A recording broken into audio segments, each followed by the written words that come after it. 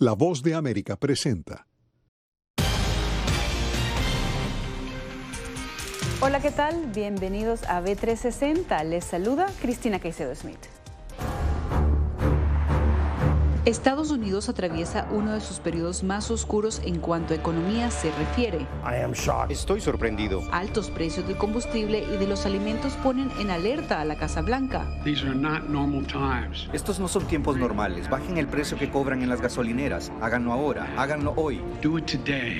Que si tú ibas hace 2 años con $100 al automercado, llenabas el carrito, y ahora vas y solamente llenas el pedazo del carrito donde van los niños. Mientras sigue en el tapete una temida pregunta. ¿Podría llevarnos a una recesión? Ciertamente, es una posibilidad.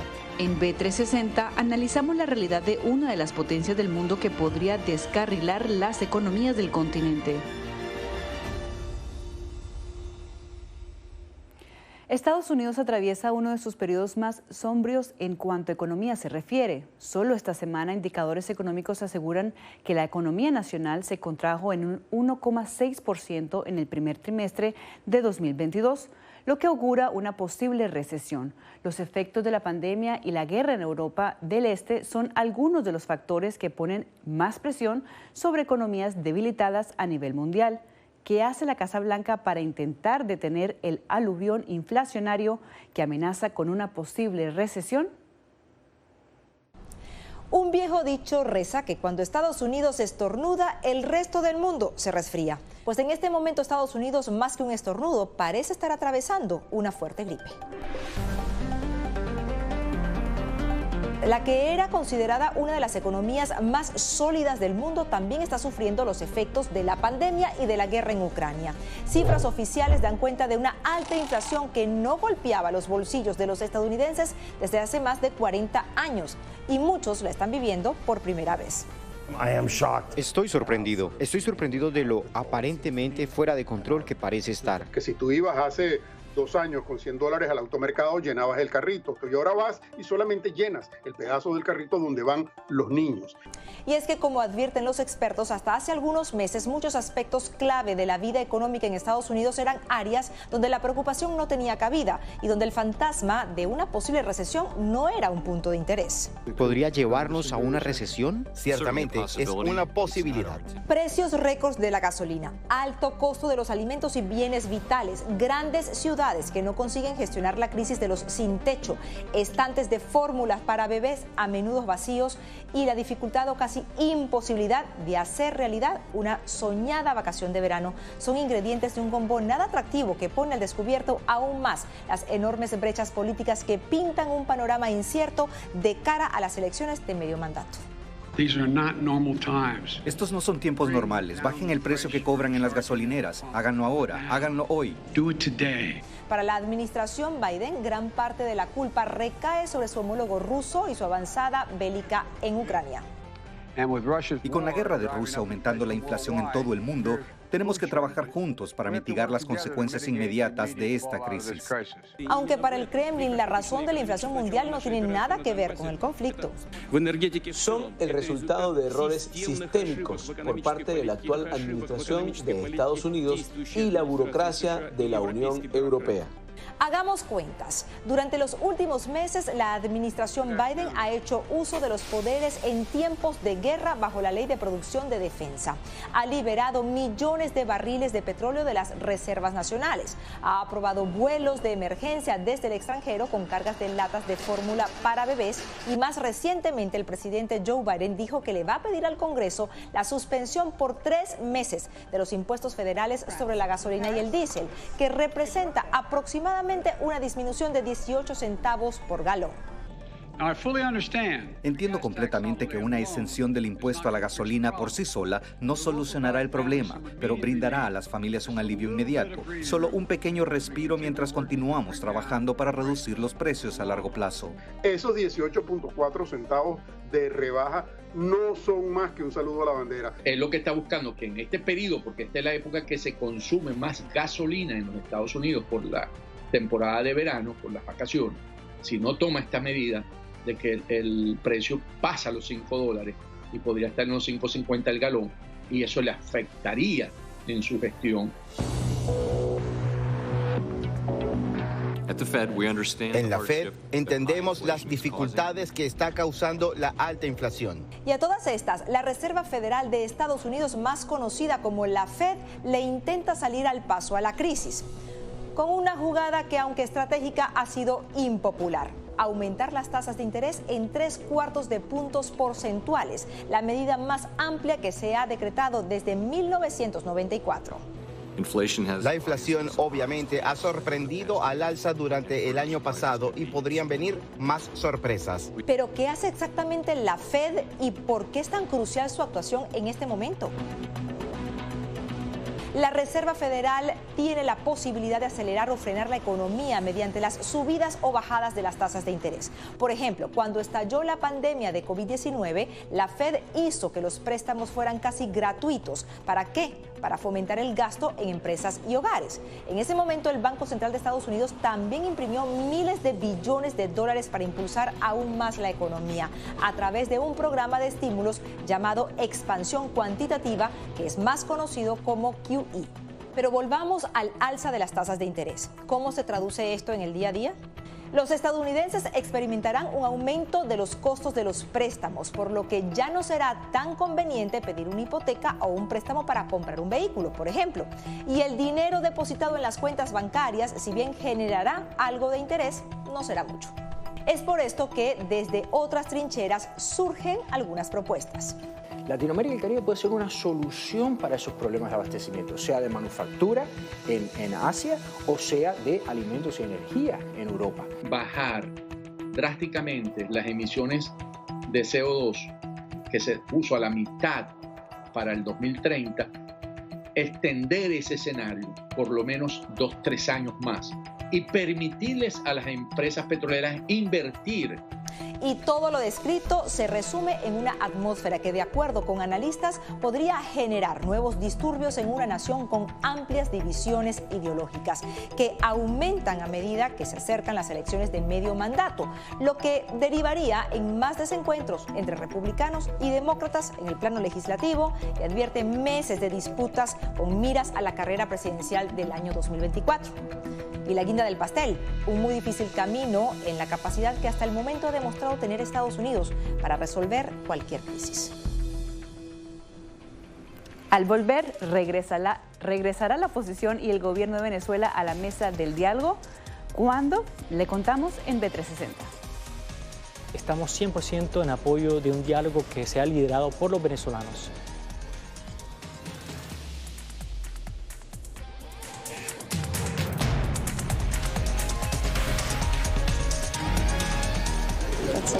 Es increíble. No encuentro palabras para explicar esto. No solamente que no tienen casa, han perdido sus familias, pero han perdido su país.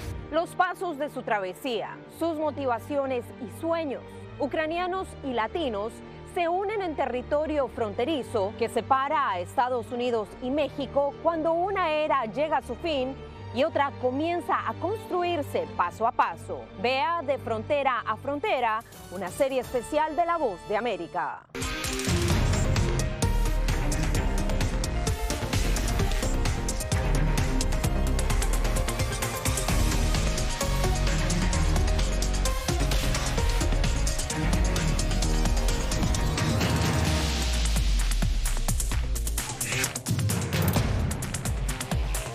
Venezuela 360, cada semana por La Voz de América. ¿Qué tal? Desde Washington comienzan las noticias en El Mundo al Día. Día a día, desde la capital de Estados Unidos y donde se producen las noticias que más te impactan. El objetivo es llegar al otro lado de la frontera para pedir asilo. La Voz de América te conecta con El Mundo al Día, los hechos más allá de la noticia, para que tomes decisiones bien informadas, en el lenguaje que quieres, donde quieras y como prefieras. Conéctate con El Mundo al Día. La Voz de América te invita a ser parte de nuestra familia a través de las redes sociales. Encuentra en tu muro las últimas noticias de tu país en su conexión con Estados Unidos, la región y el mundo. Historias que empoderan las voces latinoamericanas de política, economía, salud, actualidad, balanceadas y precisas. Únete a un equipo de origen hispanoamericano que trabaja para conectarte con los tuyos. Síguenos en Facebook y conviértete en protagonista de una historia que tú mismo ayudarás a construir.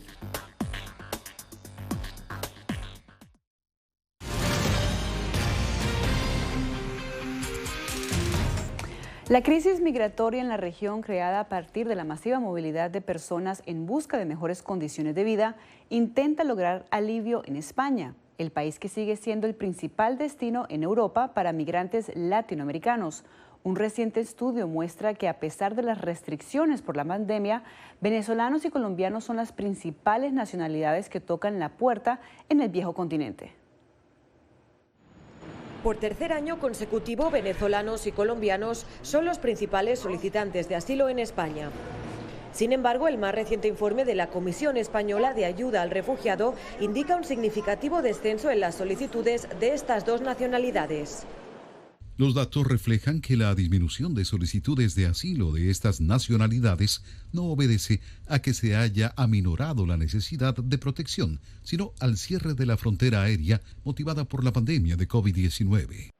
Para que se tenga una idea, los venezolanos hicieron casi 16.000 peticiones de asilo durante el año 2021. De los un poco más de 15.500 expedientes resueltos, solo 10 recibieron una respuesta positiva al estatus de refugiado. 2 casos obtuvieron la protección subsidiaria, casi 13.000 gozan de protección temporal por razones humanitarias y un poco más de 2.780 fueron negados. Según expertos, las resoluciones negativas se deben en muchos casos a que los venezolanos emigran a otro país antes de decidir residenciarse en España. Por ejemplo, que se han ido a Perú, han empezado a trabajar, han durado un año allí y luego quieren venir a España a pedir asilo. Cuando hay un tercer país de por medio, es decir, que te has ido a otro país y España es tu tercer destino, realmente se complica las solicitudes de asilo porque tienes que haber indicado las razones por qué ese país no te acogió. En el caso de los colombianos, la situación es similar. España registró un total de 11.567 solicitudes y se dictaron un poco más de 1.000 resoluciones de refugiado. 53 personas se beneficiaron de un estatus de protección por razones humanitarias y casi 2.000 recibieron una respuesta negativa. La gestión de estos procesos migratorios es bastante complicada porque España tiene, digamos, una presión muy importante, pero además también unas dificultades de su capacidad de gestión desde los organismos públicos. Entonces, digamos que se está sumando toda la presión migratoria y la presión de búsqueda de asilo desde África con la que llega a través de Barajas, que es esencialmente la de los latinoamericanos, y la que viene de Ucrania, que también están recibiendo un estatus especial. Pero no solo destacan venezolanos y colombianos. España también cuenta con el que se conoce como un acuerdo de migración circular, un alivio migratorio que más recientemente permite trabajar como empleados agrícolas a un total de 500 hondureños por el lapso de algunos meses. Para gestionar una presión migratoria de forma ordenada, se plantean alternativas para algunas personas, ¿no? Y ya luego tiene su compromiso de retorno, teniendo siempre las puertas abiertas de que puedan volver. El canciller español anunció que se está estudiando la posibilidad de iniciar otros programas para que, además de trabajar en el sector agrícola, los hondureños que lleguen a España puedan ser empleados en otras áreas. Julia Riera, Voz de América, Barcelona, España. En semanas recientes volvió al tapete la posibilidad de reanudar los diálogos entre gobierno y oposición de Venezuela que se llevan a cabo en México. ¿Cómo están las negociaciones para volverse a sentar en la mesa y qué avances se han hecho? Miremos. ¿Cómo van los diálogos de Venezuela en México después de que el 16 de octubre del 2021 la delegación del presidente Nicolás Maduro no llegara a Ciudad de México tras la extradición de Alex Saab a la Florida? El gobierno de Estados Unidos sabía que secuestrando a Alex Saab, miembro de la Comisión de Diálogo de México, le metió una puñalada mortal a los diálogos y negociaciones de México. Pero al parecer los diálogos podrían estar a punto de ser resucitados y Estados Unidos sería parte fundamental de ese proceso.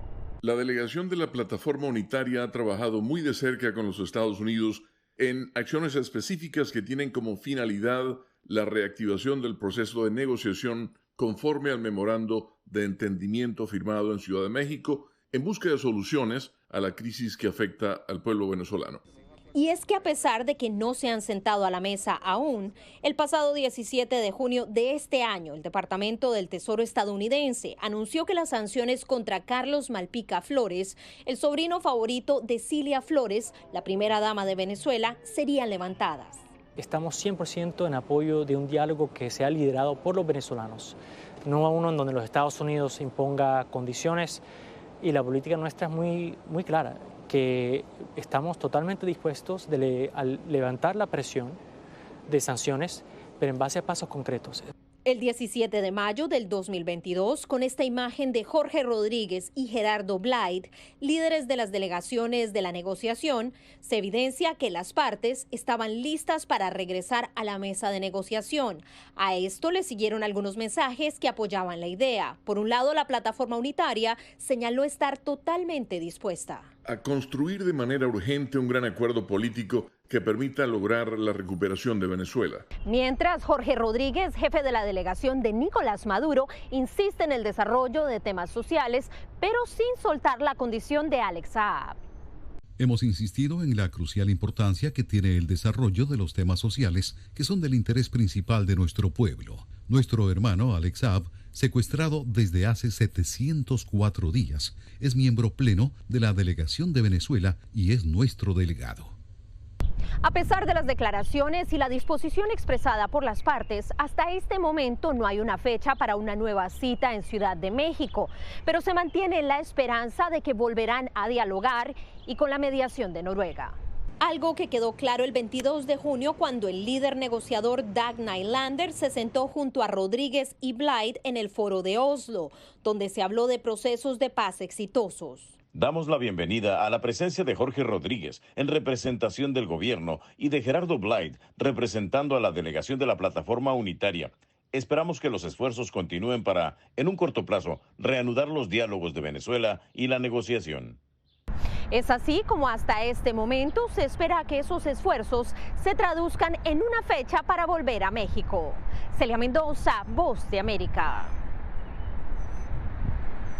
Y precisamente esta semana una delegación del gobierno de Estados Unidos llegó a Venezuela para dialogar con funcionarios del presidente Nicolás Maduro y gestionar la liberación de 9 ciudadanos norteamericanos presos en el país. Hasta el momento el presidente Maduro anunció la visita, mas no como se ha hecho o no se ha avanzado al respecto. Y bueno, estas y otras informaciones sobre la región las puede encontrar en nuestras redes sociales y página web. Solo tiene que buscarnos en vozdeamerica.com y en todas las plataformas como YouTube, Facebook e Instagram.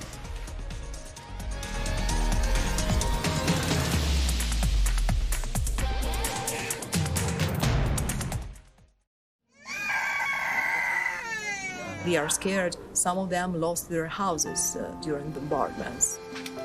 Si quieres conocer más de estas historias, conéctate en Boa Plus con Alas que Ayudan y viaja con la Voz de América en el avión que un piloto argentino puso a disposición de más de 1000 ucranianos, con niños, mujeres y personas con enfermedades que escaparon de su país, que huyeron de la guerra en busca de refugio hasta que lograron reparar sus alas rotas.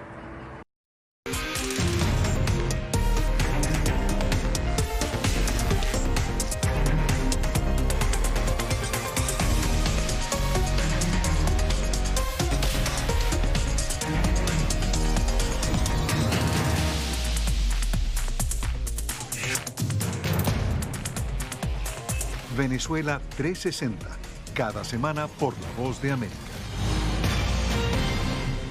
¿Qué tal? Desde Washington comienzan las noticias en El Mundo al Día. Día a día, desde la capital de Estados Unidos y donde se producen las noticias que más te impactan. El objetivo es llegar al otro lado de la frontera para pedir asilo. La Voz de América te conecta con El Mundo al Día, los hechos más allá de la noticia, para que tomes decisiones bien informadas, en el lenguaje que quieres, donde quieras y como prefieras. Conéctate con El Mundo al Día. Actualidad. Vamos a ver otra cepa nueva y otra cepa nueva. Análisis. En realidad, mucha de esta gente va a quedar parada de nuevo y va a ser una tragedia humana. Debate. Dejen la obsesión. La obsesión la tienen ustedes. Con la información más allá de los titulares. El tema energético es algo que se está analizando. La inflación es un problema global. 30 y 50 metros están ya las tropas. Su respuesta, doctor. Todas las semanas por La Voz de América.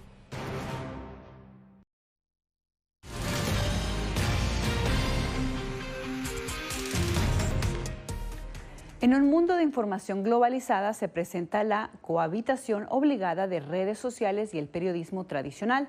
Analistas apuntan a que si bien la tecnología es una herramienta de valor, sobre todo para efectos de la inmediatez, los generadores de contenido podrían colaborar a veces sin saberlo a una campaña de desinformación. Algunos expertos nos dicen que para los profesionales de los medios, el periodismo le llegó el momento de cambiar. Lecturas versus retweets, likes versus rating. Las redes sociales y diversas plataformas digitales traen nuevas voces a la discusión sobre cómo debe plantearse y distribuirse la información en tiempos modernos. El periodismo tiene que especializarse, profundizar más, creo yo, investigar más y dejar un poco a las redes ese tema de la inmediatez, y la mejor forma de competir es haciendo un periodismo más profundo y más cercano a la gente. Según expertos, a la despiadada carrera por ser influencers se suma la desinformación, generada en parte por la inmediatez a todo costo. Y en América Latina, la condición se agrava porque la desinformación viene muchas veces de las fuentes oficiales. También ocurre que en países donde la prensa es perseguida, el consumidor migra a las redes y demás plataformas digitales en busca de información.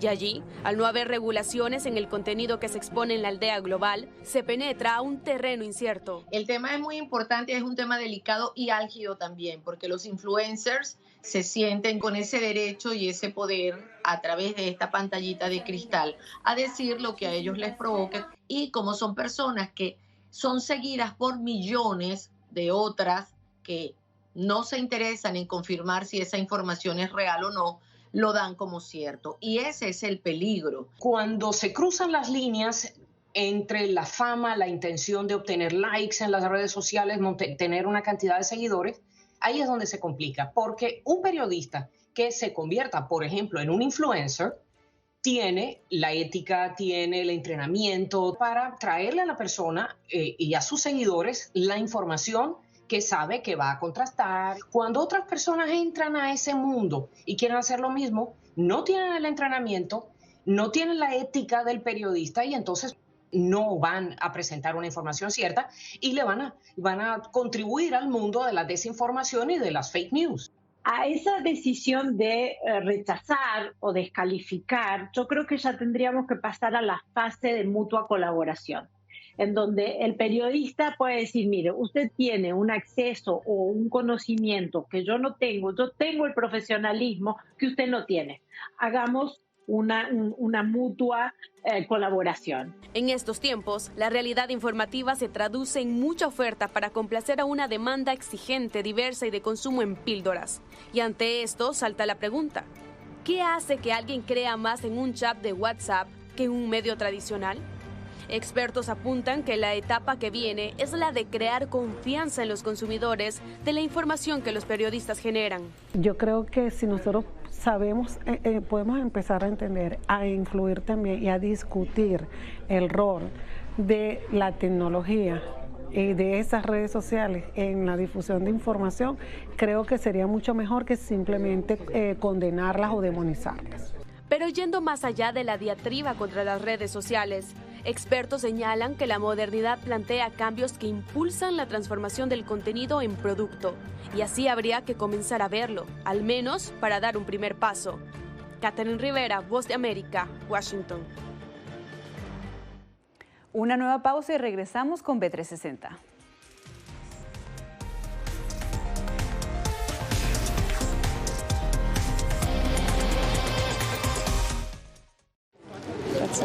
Es increíble, no encuentro palabras para explicar esto. No solamente que no tienen casa, han perdido sus familias, pero han perdido su país. Los pasos de su travesía, sus motivaciones y sueños, ucranianos y latinos, se unen en territorio fronterizo que separa a Estados Unidos y México cuando una era llega a su fin y otra comienza a construirse paso a paso. Vea De Frontera a Frontera, una serie especial de La Voz de América.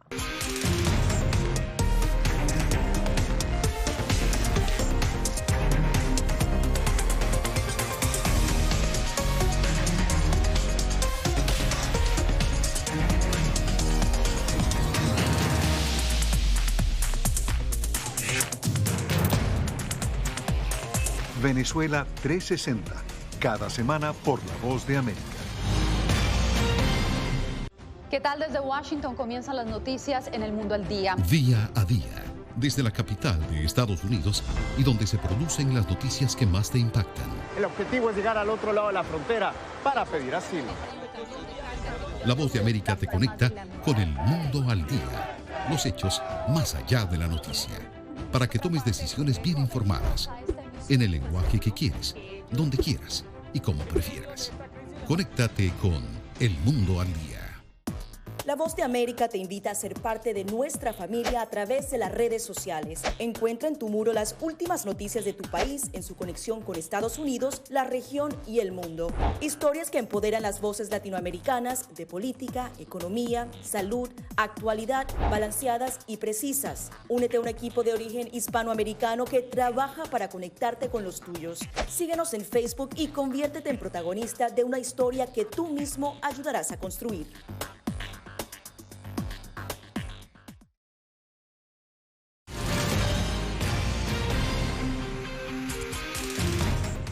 En una Venezuela conservadora, un joven médico cirujano le hace frente a los estigmas de una manera muy particular. Cada mes se viste de drag queen y lo hace para despertar conciencia en la lucha por la comunidad sexodiversa en el país. Ahora, Adriana nos acompaña desde Caracas. Adriana, ¿existe en Venezuela alguna legislación para proteger los derechos de la comunidad LGBT?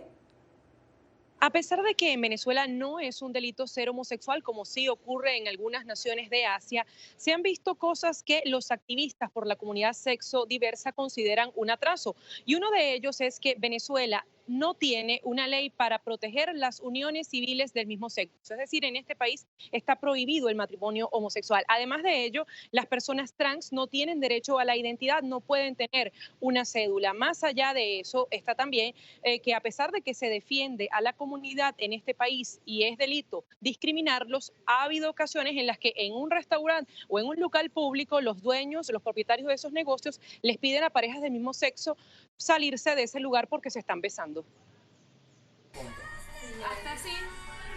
Debajo del maquillaje y la purpurina, un joven venezolano desafía prejuicios y levanta banderas de diversidad. Hago drag, soy doctor, me dicen el rector. Con 27 años, Francisco Machado Toro recibió su título de cirujano en la Universidad Central de Venezuela en Caracas. Trabaja en un ambulatorio local, pero una vez por mes cambia la bata y el estetoscopio por vestidos de lentejuelas y una peluca rubia. Imaginar a un médico que se viste de mujer porque le da vida a un personaje es demasiado extraño. Sin embargo, yo siempre he considerado que uno tiene que ser feliz. Entendí que podía hacer drag sin ningún tipo de estigma o algún tipo de discriminación. Su alter ego en los escenarios tiene un nombre y una causa inspirada en su propia historia personal. Mi personaje se llama Vitiliga. Este personaje nace justamente de mi condición de vitiligo. Es un trastorno autoinmune de la piel. Cuando esto comenzó me generaba como muchas inseguridades, baja autoestima. El mayor estigma o la mayor discriminación que uno puede tener es la que uno se hace hacia uno mismo. El activismo de Francisco no termina cuando se apagan los reflectores. Al frente del programa Prisma, educa a otros en la defensa de los derechos de la comunidad LGBT en Venezuela, un país donde el matrimonio homosexual está prohibido. Pero no solo eso, tampoco se reconoce la identidad de las personas trans, ni en la cédula ni en los servicios de salud. Imagínate una mujer trans que vaya a una sala de hospitalización y tenga que estar hospitalizada en sala de hombres y tenga que compartir el baño con la sala de hombres con todas las condiciones que tienen los hospitales y los centros de salud actualmente en nuestro país. ¿Cómo puede sentirse esa persona? Por eso cree que su consultorio es otra tribuna para despertar conciencias. Desde todos los espacios podemos hacerle frente a la homofobia y los estigmas sociales. Y esos estigmas contra los que se revela Francisco continúan. Según la organización no gubernamental Somos, el año pasado se documentaron en Venezuela 22 casos de asesinatos contra la comunidad homosexual y trans. Adriana Núñez Rabascal, Voz de América, Caracas, Venezuela. Muchas gracias por acompañarnos. Les saludó Cristina Caicedo Smith.